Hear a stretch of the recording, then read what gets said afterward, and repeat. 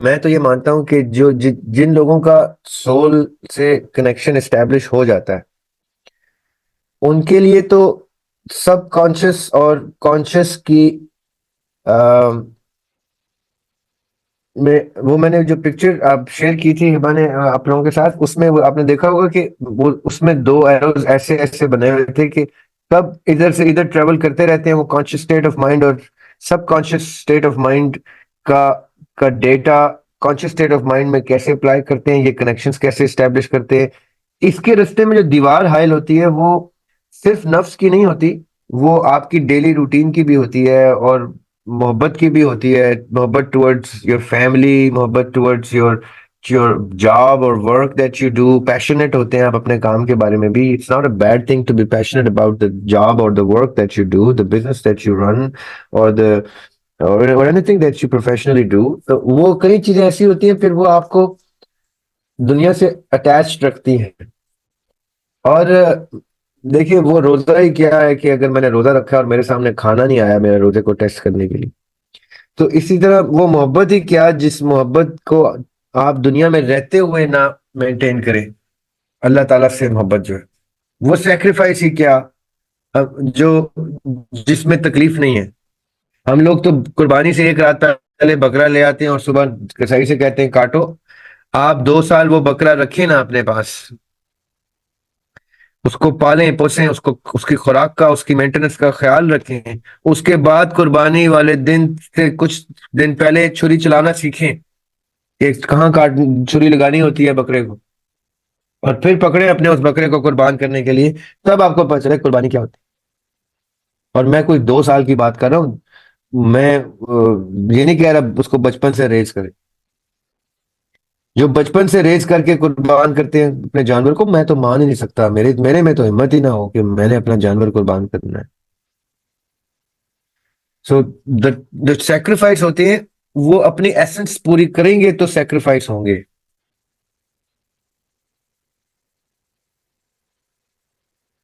اسی طرح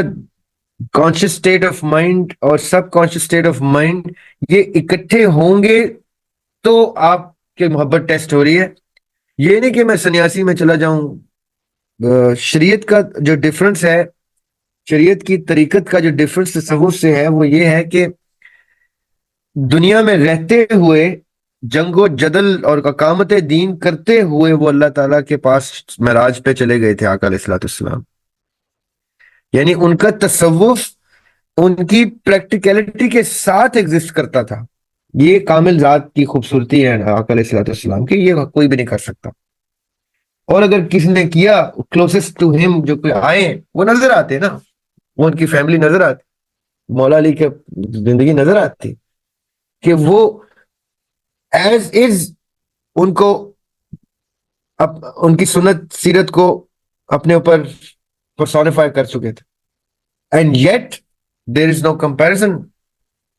ان کی زندگی اور ہے، ان کی معاملات مشکلات اور تھیں، ان کی زندگی اور تھی، لیکن ایک ہی طریقے سے اپنا کریکشن بھی اسٹیبلش رکھا جو اللہ تعالیٰ سے تھا، اور دنیا کے ساتھ بھی ان کی پریزنس، پولیٹیکل پریزنس، ان کی فزیکل پریزنس، ان کی انٹلیکچوئل پریزنس، آئی مین یہ تب ہوتا ہے جب آپ اپنے کانشیس اسٹیٹ آف مائنڈ اور سب کانشیس اسٹیٹ آف مائنڈ کے اوپر عبور حاصل کر لیتے ہیں۔ اور ضروری نہیں کہ آپ نے 100% عبور حاصل کرنا ہو، but at least do achieve to some level کہ آپ کو لوگ جانتے بھی ہوں، آپ سے انٹریکٹ بھی کرتے ہوں، لیکن جب آپ سے ملنے آئے آپ کو پتہ چلے کہ یار یہ تو عاشق ہے اللہ کا، اس کی دنیا بھی ہے، اس کی بیوی بچے بھی ہیں، یہ کسی محاذ پہ بھی لڑ رہا ہے، یہ پروفیشنل اپنے سٹیٹس بھی اچیو کر چکا ہے، سوشل سٹیٹس بھی ہے اس کا۔ اور جب اللہ تعالیٰ کی گفتگو ہوتی ہے یا اللہ تعالیٰ کے ساتھ اس کے کنیکشن کی بات ہوتی ہے تو یہ تو محبت بھی کریزی لیول کی کر رہا ہے۔ یہ کیسے ہوتا ہے؟ جب آپ